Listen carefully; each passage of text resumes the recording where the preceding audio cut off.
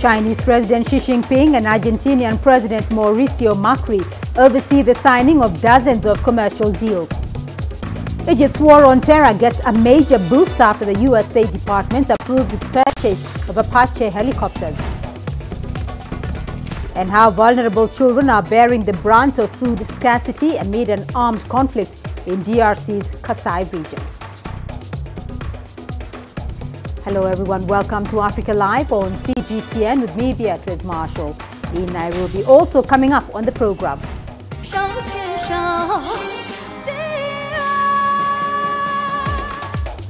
Chinese culture shines through sweet melodies and silky voices in a unique singing competition in the Egyptian capital, Cairo. And in sports, DR Congo's AS Vita aim to overturn the first leg defeat in the Confederation Cup's final. Chinese President Xi Jinping and Argentinian President Mauricio Macri have overseen the signing of dozens of commercial deals and held a joint news conference in Buenos Aires. The deals include a range of export agreements on products such as vaccines, meat and fruit. There is also a memorandum on China's Belt and Road Initiative, though Argentina says it is not officially joining the massive infrastructure plan. President Macri also awarded President Xi a Medal of Honor. The two countries have held 4 meetings over the last 2 years to expand trade and strengthen political trust. President Xi Jinping is on a state visit to Argentina after attending the G20 summit in Buenos Aires. He will visit Panama and Portugal before he returns to China. And after the G20 summit, President Xi heads to Panama for a state visit. Ahead of his visit, President Xi wrote an article that was published Friday in one of Panama's most read newspapers titled "Working Together for a Shared Future." The article is being hailed by the head of the paper as a pillar for bilateral relations. Some of the most important aspects of our bilateral cooperation are covered by the Belt and Road Initiative. In this article, President Xi elaborated on the initiative and its meaning for Panama. I think President Xi's article speaks well for the harmonious development of our two countries' friendship. He speaks of several agreements he intends to sign with Panama in the article. I think it shows his interest for further cooperation. The U.S. State Department has approved an Egyptian purchase request of 10 Apache helicopters. The deal is worth $1 billion and is expected to support Egypt's war on terror. Here's CGTN's Adil Mahroui with more. In another sign of the warm relations between Cairo and Washington, the White House has approved 2 arms deals worth a total of $1.2 billion. Egypt requested to purchase 10 AH-64E Apache helicopters, which the Egyptian Air Forces primarily uses in counter-terrorism operations near its borders. The package also includes spare parts, maintenance support and training for Egyptian fighters for a total of $1 billion. This latest batch of Apaches is definitely much needed for our counter-terrorism efforts. We are fighting terrorists on 2 main fronts, both border areas in North Sinai and the western border with Libya. The Apache gives vertical advantages. It's equipped with the top available technologies that gives our armed forces strategic advantage in facing these groups, in addition to securing the northern borders from the threats of illegal migration. The new Apaches will be equipped with advanced navigation, communication systems and night vision sensors. It's an addition of essentials Egypt needs to secure its desert landscape at night when militant activities are at its peak. If you compare the kind of terrorism we used to face in 2004 to now, it is 1,000 times stronger. Today we are facing war in its full definition. We are not just facing armed groups, but also regional intelligence bureaus which incite these groups. They get limited funding, supply of arms and even media coverage. They fight back, can't be with regular police tactics.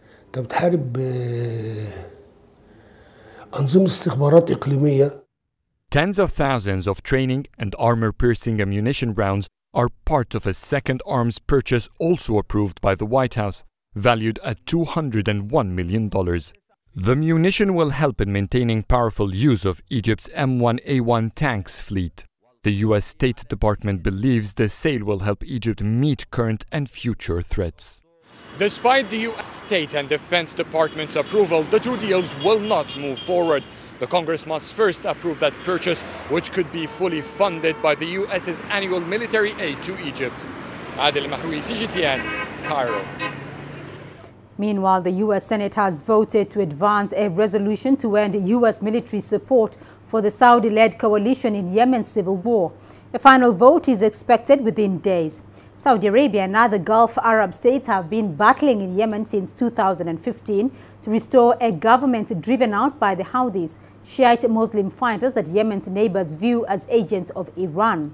Egypt is a member of the Arab coalition forces. CGTN's Yasser Hakim takes a look at how Egypt can be affected by the U.S. decision. The U.S. is a major contributor to the Arab coalition in Yemen, led by Saudi Arabia. The aim of the coalition is to fight off the Houthis. Therefore, the news of a possible withdrawal of the U.S. from the Arab coalition could be a worrying issue. The U.S. Foreign and Defense Departments released clear evidence that the Houthis and other terrorist groups in Yemen and Afghanistan have received Iranian weapons. And if the U.S. withdraws, then Yemen will fall into Iran's power. And Iran will also control the whole Gulf region. So it's not just a concern for Egypt. And Arab states, but for the U.S. too.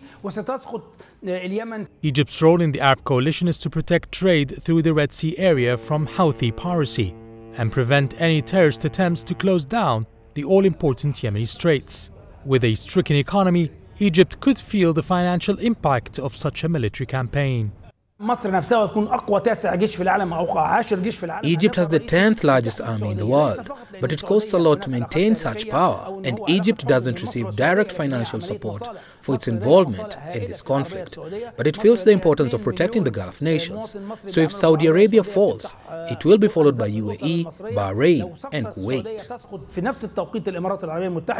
There's been a high loss of lives, nearly 10,000 people, and a humanitarian catastrophe emanating from the war. Some believe that this, along with the possibility of a U.S. exit, could push members like Egypt to call for an end to the conflict. Cairo has not responded to the news from Washington. However, Egyptian President Abdel Fattah al-Sisi has recently stated that the security of the Gulf states is a priority for Egypt, clearly indicating that he would not drop out of the war in Yemen. Yasser Hakim for CGTN, Cairo. To Tunisia now, where regional efforts to bring stability to Libya have been ongoing. Foreign influence and the inability of Libyans to compromise for peace are seen as a major challenge. CGTN's Adnan Chauchi tells us more. The Center for Strategic and Diplomatic Studies organized the Libya Peace Forum in the capital city Tunis. Tunisian and Libyan politicians, scholars and analysts shed light on the alarming security situation in the North African country. Libya and Tunisia share more than 450 kilometers in their border region. We Libyans consider Tunisia as one of the pillars of our national security. There are growing threats alongside the border region, especially from armed groups, smugglers and terror networks, who took advantage from reigning chaos to control portions of territories. Experts in Libyan affairs maintain that the political settlement in the North African state is no longer in the hands of Libyans. There are many foreign actors in Libya. Each country has its own interests. Bringing all Libyan stakeholders to the negotiating table is now impossible. France and Italy have influenced talks between Libyans in a negative way.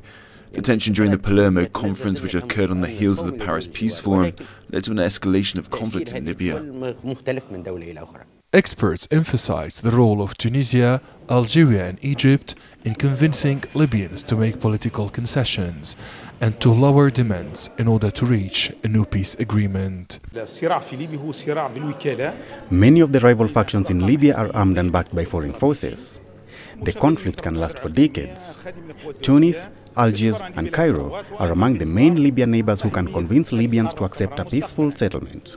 Otherwise, the whole region will remain unstable. Analysts argue that it will be difficult to hold elections in Libya in the next 2 years. the Center for Strategic and Diplomatic Studies emphasized the important role played by the United Nations to achieve a consensus and a comprehensive political settlement in Libya. This year, Tunisia has completed the second phase of a 200-kilometer barrier along its border with Libya designed to deter terrorism. Authorities maintain that hundreds of Tunisian terrorists were trained by terror cells on Libyan soil. Admin Shawishi, CGTN, Tunis. You're watching Africa Live, still ahead on the program. How vulnerable children are bearing the brunt of food scarcity amid an armed conflict in DRC's Kasai region.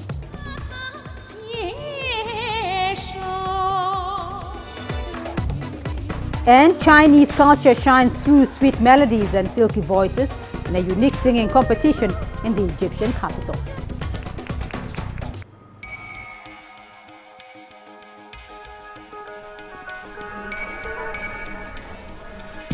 You're watching breaking news on CGTN.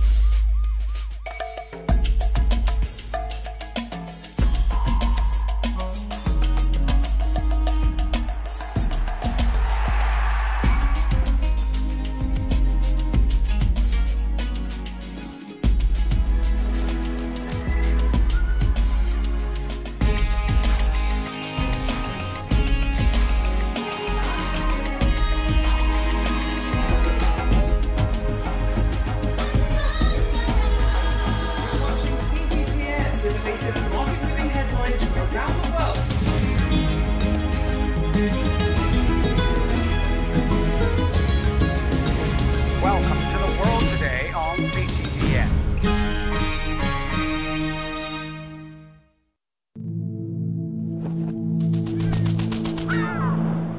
How will your world change today? What happens here? What happens there? Or what you make happen for yourself? If it matters to you, it matters to us too. Your stories are the stories that need to be told. Africa Live. Find your voice.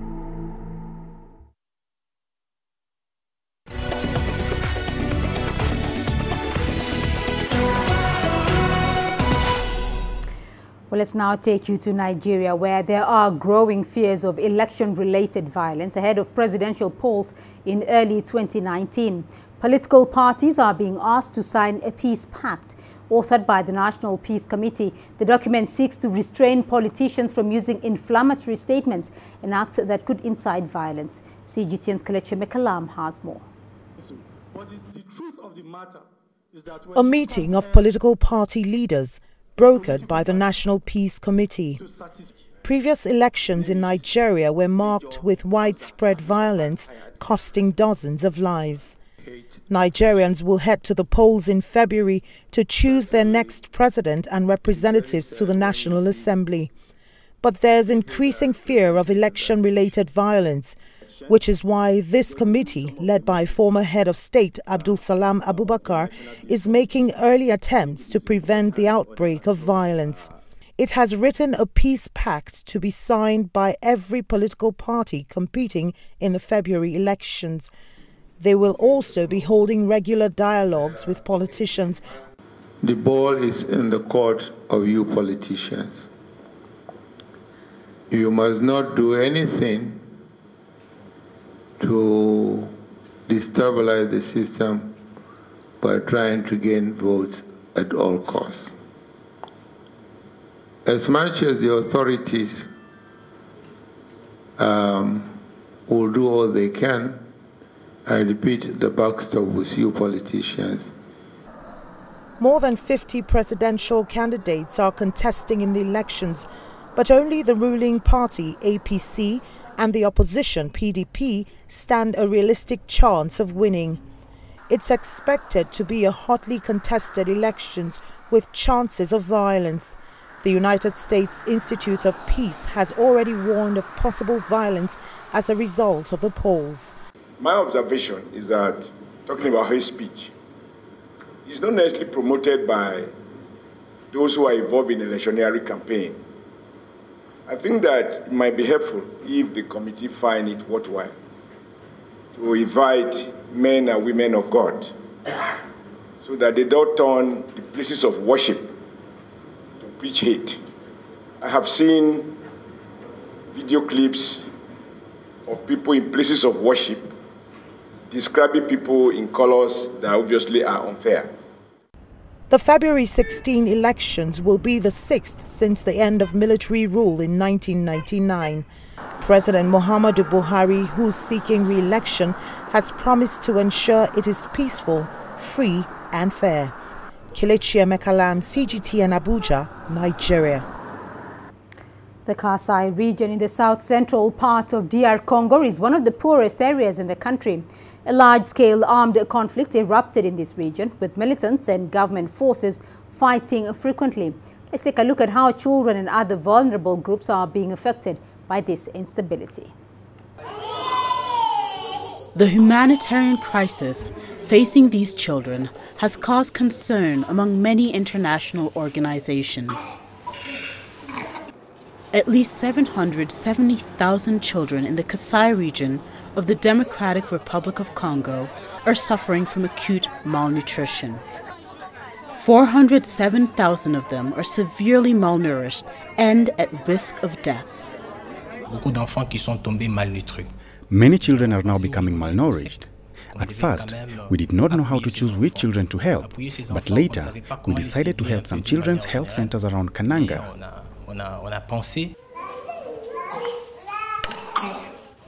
In Kananga, the capital of central Kasai, there is a children's health center. Most of the minors here are orphans. We have provided rice and milk to the children, as well as beans, fufu and soybeans, but almost all the food except rice is finished. We hope someone can continue to help us get these children back to health. If the children can recover, they will become the hope of our country. If they're not healthy, they can't learn. No one can help our country in the future. In a village located more than 20 kilometers to the south of Kananga, another orphanage stands.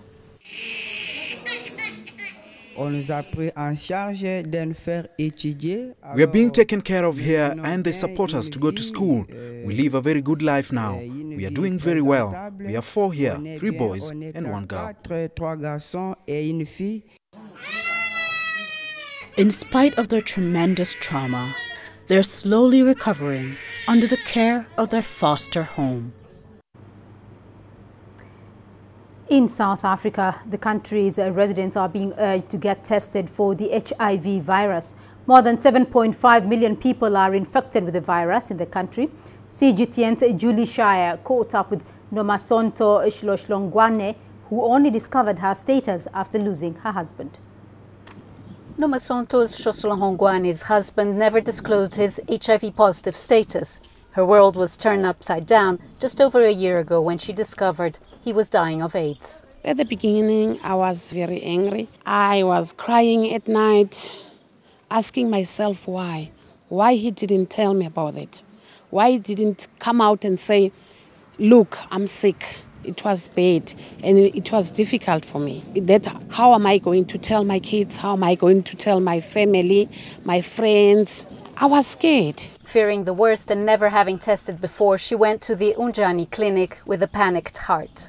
Nomasonto was not well. She was very sick and she was going through a lot of things. And then I advised her to test. And she did test and we find the results. And then she started treatment since then and she's doing very well. Mrs. Agele helped me out and speak to me about this disease, that it's not a death sentence. I must be strong. I must look after myself. Look at me now. I'm strong. I'm living with it. There's no more fear. I don't fear it anymore. Nomasonto and millions of other HIV-positive South Africans take these life-saving drugs every day. Antiretrovirals suppress the virus and maintain a healthy level of white blood cells. The community still need to be more educated to accept the thing that HIV is like any chronic disease. You don't apply for it. If you've got it, you need to accept that it's there and you go and get help. More than 7.5 million South Africans are infected. Almost a third are not on treatment. Nomasonto stresses it's important to get tested. It is going to destroy me if I just listen to what people are saying about me. It's my life, my choice. Because people are hiding it and they are dying. So I don't want to die. So I don't care what people are saying about me. Even if they see me live on TV, it's fine. What about you? At least I know my status. What about you? The more people we test, the more people we can put on treatment. The more people on treatment, the more people with a lower viral load. And then the less people that will be infected, with HIV. South Africa has managed to reduce the rate of new infections, but the number is still high. More than 230 people contracted HIV in 2017, most of them young men between the ages of 15 and 24. Julie Shara, CGTN, Johannesburg, South Africa. And to Algeria now, where the International Film Festival of Algiers has been a crowd puller and is expecting to make an even larger impact. 18 feature films from independent movie producers will be shown. The films come from more than 15 countries, including Palestine. The event lasts 9 days. This year's theme centers on migration, and Algeria's Minister of Culture spoke on the relevance of this year's theme. The theme of this year's festival is about a crucial phenomenon that worries the world. It is the topic of immigrants. Immigration is a problem that concerns humanity, and sometimes we talk about it even more than terrorism. In Egypt, a singing competition promoting Chinese culture opened recently in the Republic Theatre in the capital. This is the second edition of the contest, co-sponsored by the Chinese Cultural Center in Cairo and the Egyptian National Television. Nearly 1,000 participants registered to take part in the competition. The youngest, 18 years old, and the oldest, 54. However, only 12 singers made it to the final round. In the end, Dimiana and Merna won unanimous praise from the judges as well as the audience. They performed Ulaanbaatar's Night and Tianlu, which show Mongolian and Tibetan characters respectively. I think the Chinese culture is broad and profound, which is full of new things that Egypt does not have. And I'm looking forward to seeing and feeling China's passionate culture in China by myself. To compare with the last session of contest, this session has a big improvement in my eyes. The language level of the players has greatly improved, except the performance level. And my friend won the second prize. The contestants consisted of both Chinese and non-Chinese majors. The two winners will later be invited to China to participate in a week-long cultural tourism event. Edmond Nyabola, CGTN. And coming up in your sports news. DR Congo's AS Vita aimed to overturn the first leg defeat in the Confederations Cup final.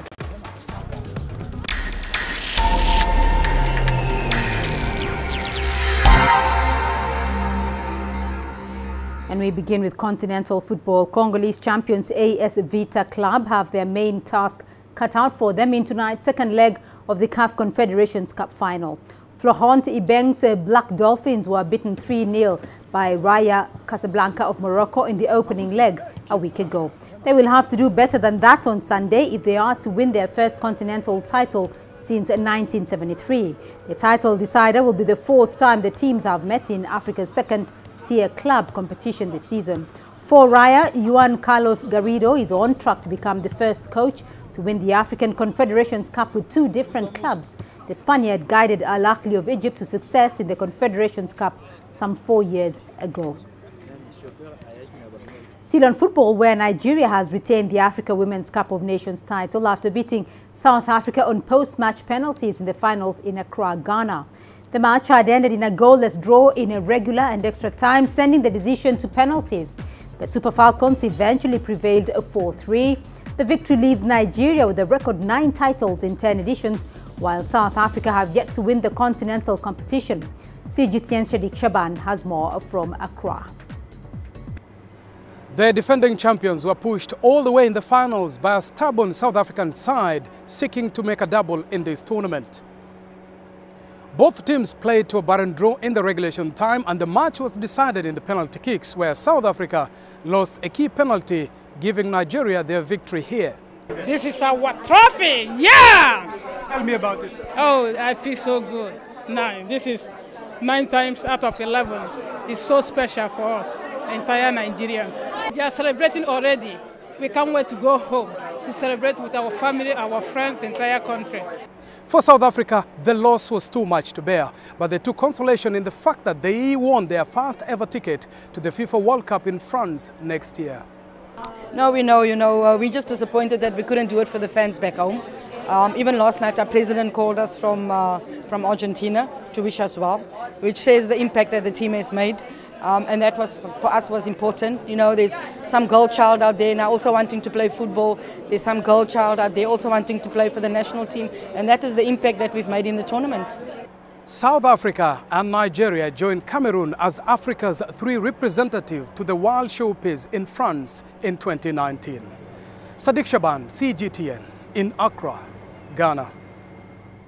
Elsewhere, the government of Cameroon has reacted angrily to the Confederation of African Football's decision to withdraw from the country's hosting rights for the 2019 Africa Cup of Nations. The country's Minister of Communications, Issa Chiroma Bakari, said the government was dismayed by the decision, describing it as unfair. He has pledged that Cameroon would nevertheless complete the construction of the infrastructure which was being built for the event. Cameroon was stripped of the right to host the competition after serious delays with its preparations and in the midst of a violent separatist rebellion near 2 of the planned venues. In the same vein, this decision is unmerited, considering the resolve of the head of state and the people of Cameroon to make all-out effort to host a remarkable celebration of African football in 2019.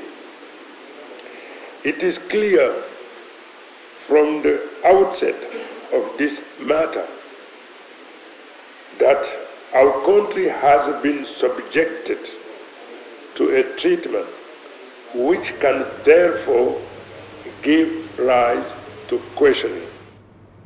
And back to women's football. Spain have been crowned the FIFA Under-17 Women's World Cup champions for the first time in their history, following a 2-1 win over Mexico. Striker Claudia Pina struck twice in 10 minutes to give the Spaniards a healthy lead. Denise Castro